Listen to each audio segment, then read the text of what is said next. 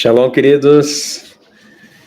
Vamos para o nosso devocional da manhã. Que o Senhor possa estar abençoando sua vida. Obrigado por estar junto aqui mais uma vez.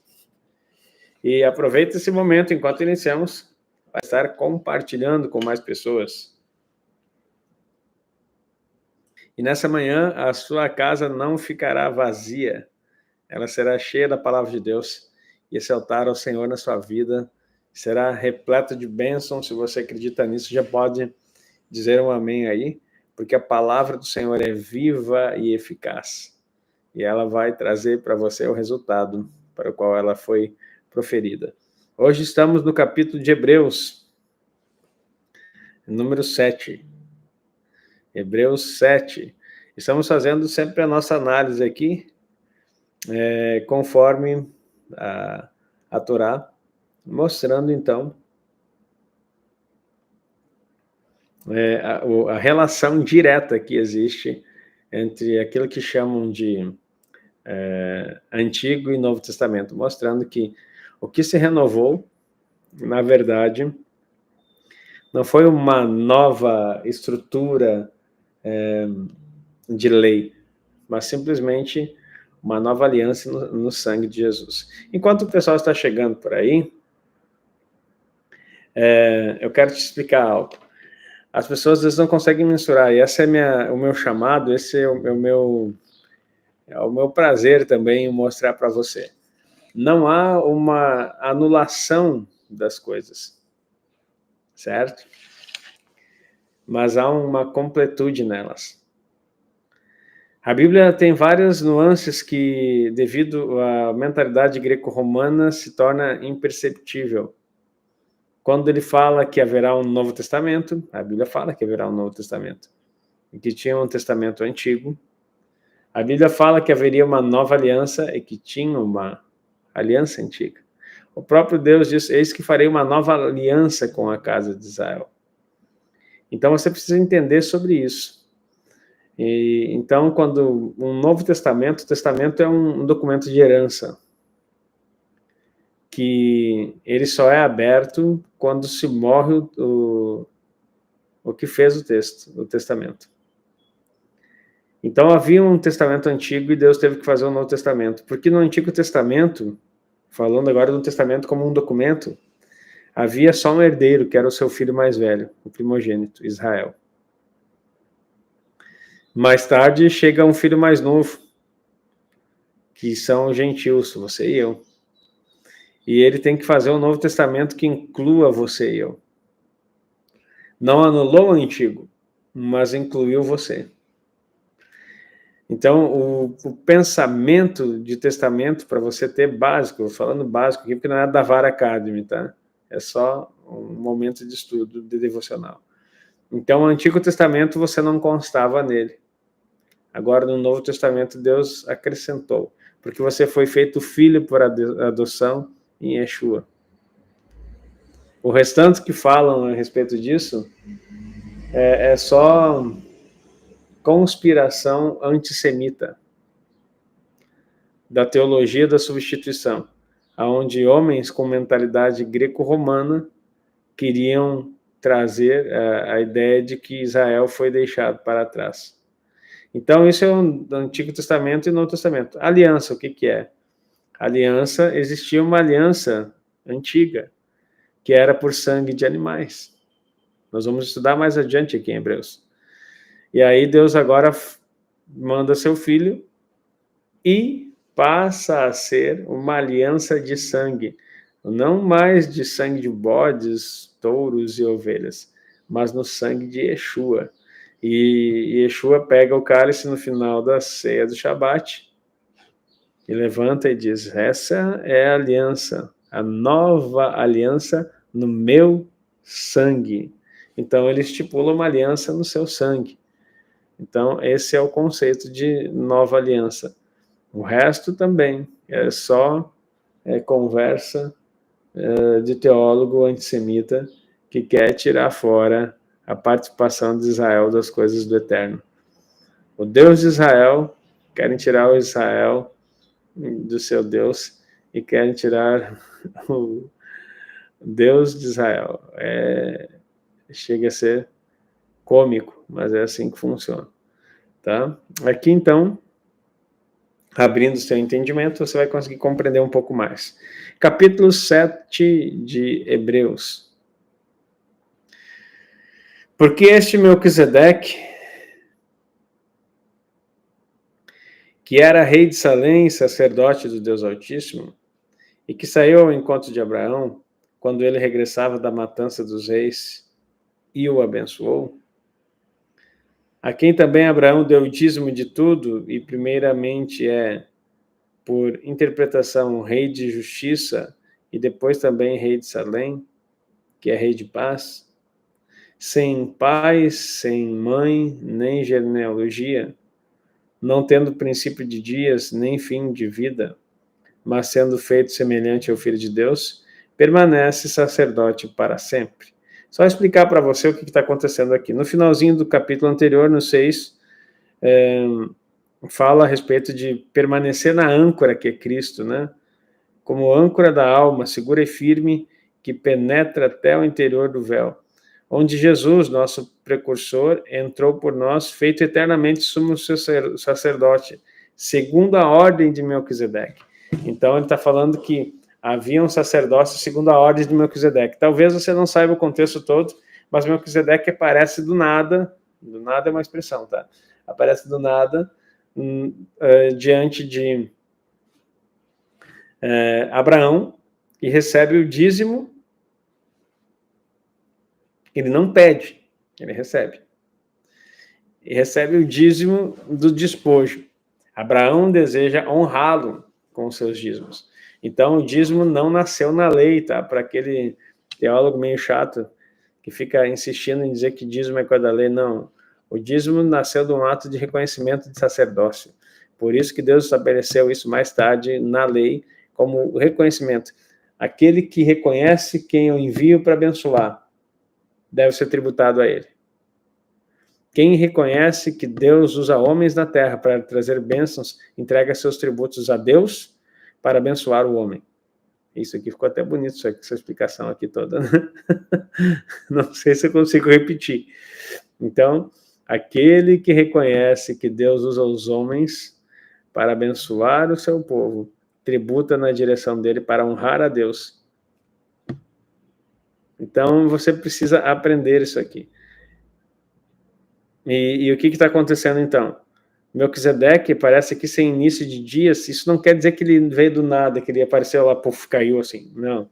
Está falando que a Tanar, que a Torá não registra a sua linhagem, não registra os seus pais, não registra quando nasceu, nem quando morreu. Por isso, se identifica com Cristo, porque Cristo é o eterno, manifesto em carne. Por isso que há essa identificação. E por que segundo a ordem de Melquisedeque? Porque nesse período em que Abraão está aparecendo aqui, havia várias ordens sacerdotais. Inclusive, você vai lembrar que Balaão foi contratado para amaldiçoar Israel. E ele era um sacerdote. Então, a ordem de Melquisedeque mostra que era a ordem de sacerdotes consagrados ao Senhor. Está entendendo comigo aqui? Então, quando fala que Jesus é a segunda ordem de Melquisedeque, é a ordem daqueles sacerdotes que não se desviaram do princípio e que continuaram com Deus. É só isso. Tá? Agora vamos voltar aqui no capítulo 1. Porque esse Melquisedeque, que era rei de Salém, quer dizer rei da paz, então, olha que coisa poderosa isso. Ele era o rei de Salém. Salém é a terra de Jerusalém. Ele era rei em Jerusalém. Mas ele era sacerdote. Por que é da ordem de Yeshua? Ou melhor, por que Yeshua é da ordem dele? Porque Yeshua é o rei de Jerusalém. E é o sacerdote. Você e eu fomos feitos rei e sacerdote. Então, ele já era um homem que era rei de Jerusalém e sacerdote do Deus Altíssimo. e que saiu ao encontro de Abraão quando ele regressava da matança dos reis. E o abençoou. A quem também Abraão deu o dízimo de tudo, e primeiramente por interpretação, rei de justiça, então, o nome dele significa isso também, Malki Sedek. Malki Sedek. Sedek quer dizer justiça, em hebraico. Malki Sedek. E também rei de Salém, que é rei de paz. Sem pai, sem mãe, sem genealogia, não tendo princípio de dias, nem fim de vida, mas sendo feito semelhante ao Filho de Deus. Permanece sacerdote para sempre. Então, como a Torá não registrou a morte dele, nem o nascimento, ele faz uma tipologia de Cristo, sendo um sacerdote para sempre. Porque se não houve uma substituição, não houve uma morte, ou alguém que se assumiu o lugar dele, no quesito que se refere a Melquisedeque, ele foi o rei e o sacerdote desse lugar para sempre. E não há quem o substitua. Não há um registro disso. Então se mostra aqui que a função dele em aparecer na Torá era para mostrar algo futuro. Mas não que ele era um anjo, que ele era alguma coisa, não, ele era um homem que foi preparado assim para essa ideia. Considerai, pois, quão grande era este, a quem até o patriarca Abraão deu os dízimos dos despojos. E que dentre os filhos de Levi, e os que dentre os filhos de Levi recebem o sacerdócio, têm ordem, segundo a lei, de tomar o dízimo do povo, isto é, dos seus irmãos, ainda que tenham saído dos lombos de Abraão. Então aqui, Números 18, 21, e 2 Crônicas 31, 4, 5, vai falar a respeito dessa ordem, que, escuta isso, o sacerdote ele tem uma ordem segundo a lei, ele precisa tomar os dízimos. Não é uma opção. Põe na tua cabeça, meu irmão. Dízimo não é opção, não é se você quer. O grande problema da igreja brasileira é não entender o princípio da primícia, do dízimo e da oferta. Eu sei que dói, né? Agora lembrei da música do Samuel Mariano. Eu sei que dói. Mas Deus não recebe dízimos se você não primicia. Como assim, pastor?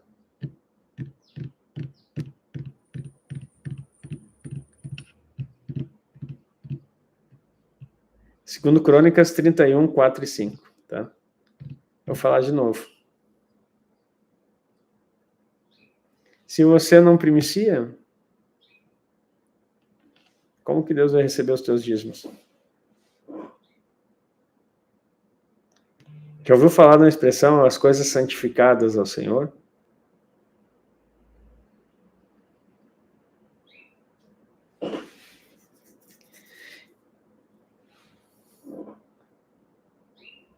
Então, as coisas santificadas ao Senhor, o que santifica o que você tem? A primícia. A primícia santifica. Se as primícias são santas, toda a massa o é. Se você não santifica as suas coisas com a primícia, como que Deus vai receber? Tu acha que Deus está preocupado com o seu dinheiro? Ele está preocupado com aquilo que fica em você, aquilo que pode superabundar através da sua obediência. Então, você primicia, você santificou. Aí você pode dar os dízimos e as ofertas, porque toda a massa se torna santa.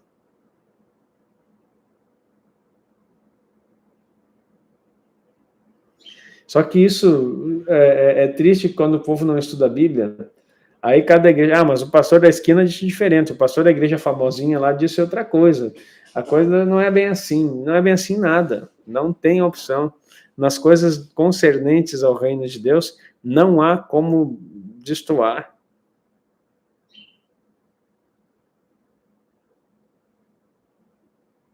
Você precisa ter muito claro isso. Deus é imutável, sua palavra é imutável, tudo vai passar, menos as palavras dele, e o que ele disse não muda. Mas teve coisa no Antigo Testamento que cessou. Não, queridos, teve coisas que foram completadas. E o que se completa precisa continuar fazendo? Então, você precisa compreender. Então, os dízimos foram uma ordem dada a Deus, começando em Abraão. Nós não dizimamos por Moisés, nós não dizimamos debaixo da lei, nós dizimamos por Abraão, por reconhecimento. Por reconhecimento. Mas Deus estabeleceu depois em Moisés, dizendo, olha só, vocês vão primiciar, e vocês vão dizimar, e vocês vão ofertar. Tu vai discutir o que agora? Ah, mas o teólogo tal, de tal século, queridos, assim, ó, com todo respeito a vocês, eu não estou nem aí para teólogo algum, quero saber. Eu não quero saber o que disse Calvino, o que disse Zwingli, o que disse não sei quem lá, John Wycliffe, que disse os ingleses todos ali, os americanos, John Wesley, Lutero, Savonarola, todos eu estudei e admiro muito esses homens nos seus feitos. E alguns deles eu desadmiro pelas suas falhas, né? Não posso, examino tudo e retende o que é bom. Mas nenhum deles me traz norte. A palavra é a verdade. Acho que foi um tal de Yeshua que falou isso, né? Santifica-os na verdade. A tua palavra é a verdade. Ele estava se referindo ao quê? Estava se referindo ao livro de João, que estava escrevendo. Não, querido, está falando da Torá. Até a crucificação de Jesus, a Torá, o Novo Testamento só foi escrito, queridos. Só foi escrito a partir do ano 50. Mais de 20 anos Jesus tinha morrido quando começaram a compilar as coisas.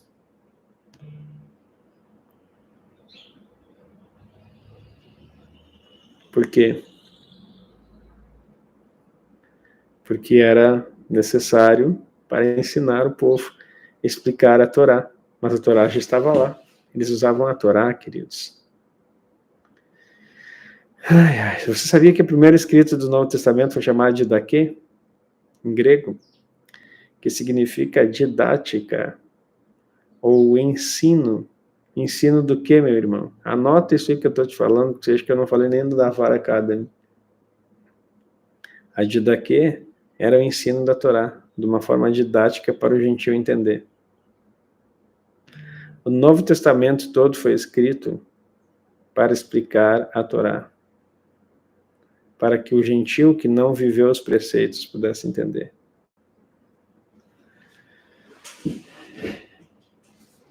Vamos lá. Mas aquele cuja genealogia não é contada entre eles, tomou dízimos de Abraão e abençoou o que tinha as promessas. Então, olha só, o verso 6 vai trazer essa ideia para você lá de Gênesis, que Deus não abençoa ninguém nos céus, Deus usa homens na terra para abençoar. Deus disse para ele que faria dele uma grande nação, engrandeceria o seu nome e ele seria uma bênção. Mas quem que abençoou? Melquisedeque. Você vai ler Gênesis 12 e vai ver todo o comissionamento de Abraão. Mas a bênção só se estabelece em Gênesis 15, quando ele usa um sacerdote para botar a mão na cabeça dele. Botar a mão na cabeça é uma expressão, tá? Mas aquele cuja genealogia não é contada entre eles tomou dízimos de Abraão e abençoou o que tinha as promessas. Abençoou os que tinham as promessas.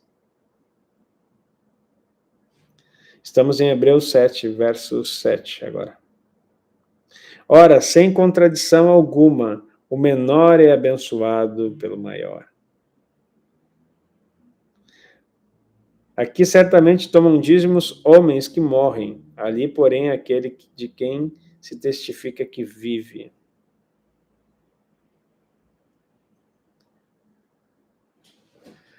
Então, aqui você precisa entender a tipologia e a explicação. Quem toma um dízimo são homens que morrem. Mas é o próprio Cristo que vem receber. Porque agora ele não está falando de Melquisedeque. Porque aquele que se testifica que vive é Yeshua. Cada vez que você entrega um dízimo, quem vem receber é Yeshua. Anota isso. E por assim dizer, por meio de Abraão, até Levi, que recebe dízimos, pagou dízimos. Porque ainda ele estava nos lombos de seu pai, quando Melquisedeque lhe saiu ao encontro. Sabe o que quer dizer nos lombos do seu pai? Ele não tinha nem nascido ainda. Então Levi pagou os dízimos quando Abraão fez. Olha a importância. Ah, mas não existe maldição hereditária, linhagem geracional, linhagem sanguínea. É? Então leia a Bíblia antes de falar bobagem. A bênção de Abraão por dizimar se estendeu até Levi. Por meio de Abraão, está escrito aqui, Hebreus 7:9, e por assim dizer, por meio de Abraão, até Levi, que recebe dízimos, pagou dízimos. Porque ainda ele estava nos lombos de seu pai, quando Melquisedeque lhe saiu ao encontro.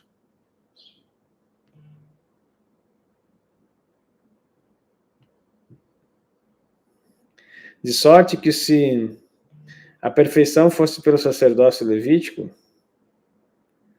porque sob ele o povo recebeu a lei, que necessidade havia mais de que outro sacerdote se levantasse, segundo a ordem de Melquisedeque, e não fosse chamado segundo a ordem de Arão? Meu Deus. Está mostrando aqui que a ordem de Melquisedeque é superior à ordem de Arão. Se Arão fosse perfeito sacerdócio, por que deveria surgir outro segundo a ordem de Melquisedeque?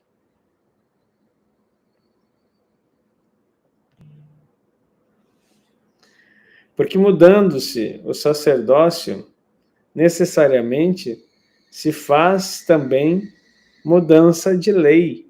E aqui a confusão da maioria do povo. Ah, mudou o sacerdócio. Mudou a lei.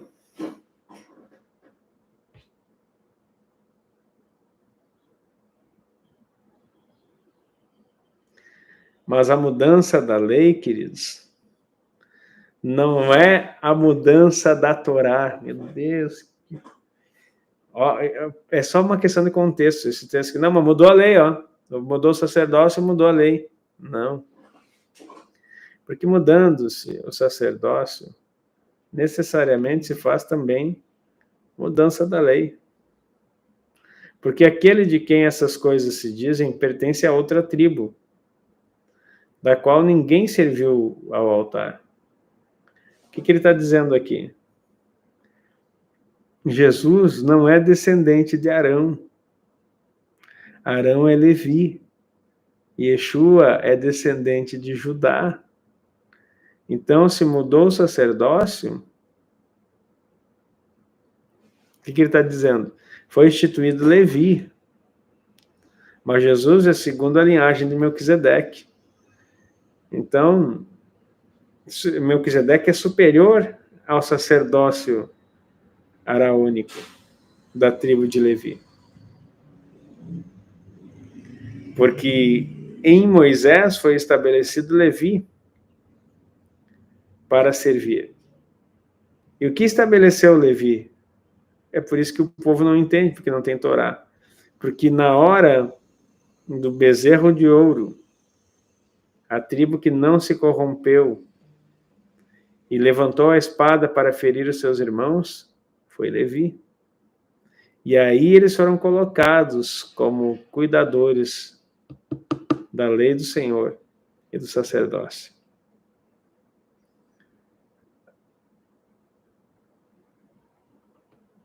O sacerdócio levítico foi levantado à força por zelo e fidelidade. O sacerdote de Melquisedeque é por linhagem. Não sei se você está conseguindo entender, mas vamos lá. Porque mudando-se, estou no 12, Hebreus 7:12. Porque mudando o sacerdócio, necessariamente se faz também mudança da lei. Porque aquele de quem essas coisas se dizem pertence a outra tribo, da qual ninguém serviu no altar. Visto ser manifesto que nosso Senhor procedeu de Judá. Ei, está inventando coisa, pastor? Não está aqui, queridão. Visto ser manifesto que nosso Senhor procedeu de Judá. E concernente a essa tribo, nunca Moisés falou do sacerdócio. E muito mais manifesto é ainda a semelhança de Melquisedeque. Se levantar outro sacerdote, que não foi feito segundo a lei do mandamento carnal, mas segundo o poder da vida incorruptível. Porque ele assim testifica, tu és sacerdote eternamente, segundo a ordem de Melquisedeque. Onde está escrito isso? Deixa eu ver se está certo aqui. Deixa eu pegar para não...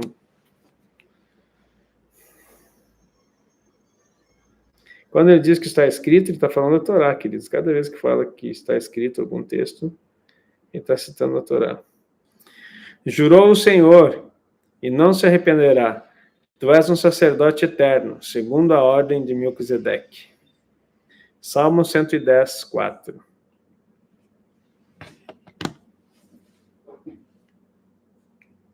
Porque o precedente mandamento é abrogado por causa da sua fraqueza e inutilidade. Pois a lei nenhuma coisa aperfeiçoou. Agora está falando da lei. Desta sorte, é introduzida uma melhor esperança pela qual chegamos a Deus. É visto como não é sem prestar juramento, porque certamente aqueles que sem juramento foram feitos sacerdotes, mas com juramento, porque aquele que lhe disse, jurou o Senhor e não se arrependerá, tu és sacerdote eternamente, segundo a ordem de Melquisedeque, de tanto melhor aliança, Jesus foi feito fiador. Lembra que eu falei no início aqui o que é aliança, o que é testamento, o que é lei? Aí tu começa a entender que a lei no início foi mudada porque está falando a lei na questão sacerdotal. Tem que ser mudado, porque a ordem era Levi. Mas daí assim, mas a lei, segundo a lei, a Torá, ela não pode aperfeiçoar coisa alguma. Por isso era necessário alguém que fosse, pois a lei nenhuma coisa aperfeiçoou, 19. E dessa sorte é introduzida uma melhor esperança pela qual chegamos a Deus. Então nós não chegamos a Deus pela lei, queridos. Nós chegamos a Deus pela graça. Yeshua. Mas eu fico confuso. Não tem confusão, queridos. A lei não é para salvar, a lei não é para justificar, a lei não é para nada disso. A lei é simplesmente para apontar o que deve ser feito e mostrar a incapacidade do ser humano de fazê-la. Aqui está mostrando a transição, a mudança, não mais por sangue de animais, mas por uma superior aliança, Yeshua. Não mais, tu está entendendo que está mostrando a superioridade. Melquisedeque é superior até a Abraão, que é o pai das nações. E aí está achando alguém que é como, da mesma linhagem, Yeshua, que é superior a Abraão e superior a Moisés. É isso que ele está mostrando. O qual toda a lei escrita para Moisés, posteriormente, apontava para Yeshua. Porque a finalidade da lei é Cristo, para a justiça de todo aquele que crê. Mas isso não faz com que você seja justificado sem conhecimento algum. Como que eu vou ser... vamos imaginar assim... A lei me fazia, vou dar um exemplo aqui, tá? É fraco, mas vai te ajudar a entender. A lei me habilitava a dirigir um carro. Então, eu tenho que fazer as horas da carteira, o teste da baliza e várias outras coisas. E a prova é escrita. Agora vem Jesus, né? E modifica o sistema. A partir de então, mudou a lei. Então, o que você imagina? Você vai deixar de aprender a dirigir porque mudou a lei? Não vai mais aprender as regras de trânsito? A igreja evangélica pensa que mudou o dono, né? Antes a empresa de ensino, o CFC, vamos usar o termo aqui, era do pai. Agora passou para o filho. Daí o filho chegou assim, não, a partir de agora, só passa aqui no balcão e pega a tua carteira, porque é graça. E daí todo mundo sai dirigindo. Isso é igreja evangélica hoje. Tá? Aí todo mundo chega no balcão e assim, eu quero. Tá aqui tua carteira. E assinado embaixo de Jesus. Tá? E aí o pessoal sai dirigindo pela estrada da vida, né? Por isso que tá essa coisa que tá aí. Sabe por quê? Porque ninguém aprendeu nada. Não sabem sinalização, não sabem nem dirigir. O pessoal não sabe regra nenhuma de trânsito, não sabe o limite de velocidade, não sabe nem como funciona o carro direito. Mas agora eles estão habilitados pela graça.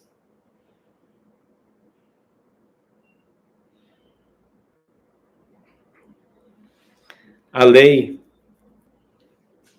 te dava a carteira? Não, te dava as regras para conquistá-la. Você entendeu? Eu disse que o exemplo é fraquinho, mas acho que para ti você começar a entender. Só que na cabeça do evangélico a graça te dá habilitação. Tu pode ser dirigindo sem nunca ter aprendido a reconhecer uma placa sequer. Lembrando que a lei era na pedra, era a placa.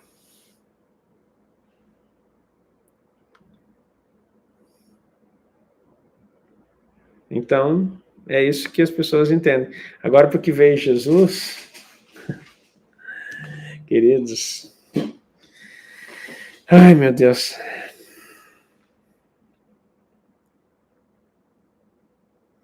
De tanto melhor aliança, Jesus foi feito fiador.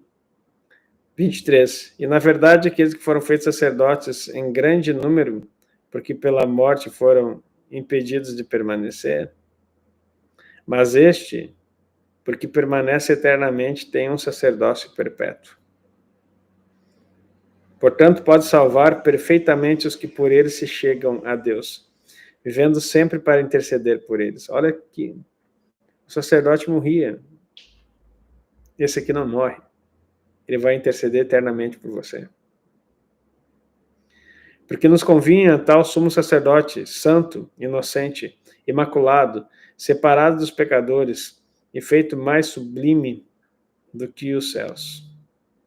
Que não necessitasse, como sumos sacerdotes, de oferecer cada dia sacrifícios primeiramente por seus próprios pecados e depois pelo do povo, porque isso fez ele uma vez oferecendo a si mesmo.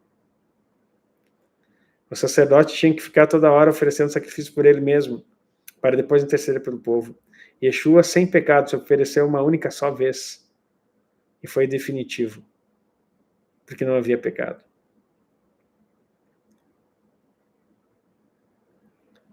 Porque a lei constituiu os sumos sacerdotes a homens fracos. Mas a palavra do juramento que veio depois da lei constituiu o Filho perfeito para sempre. E aqui a palavra que constituiu depois da lei está falando do Salmo 110:4, tá? Não do Novo Testamento. Está falando da Taná e não da Brit Hadashah. Então, o que Deus fez? Ele colocou a lei, encerramos por aqui hoje, mas só para você entender. O que foi a lei, queridos? Foi o escrito para mostrar o pecado, porque sem lei não há pecado. As pessoas estavam errando e desagradando a Deus, e não sabiam por que estavam desagradando a Deus, porque não tinha nem nada que dissesse, ó, isso pode, isso não pode. Então, quando as pessoas começam a falar contra a lei, elas são ignorantes, porque elas imaginam que o amor e a graça vai nos criar filhos obedientes. Não vai.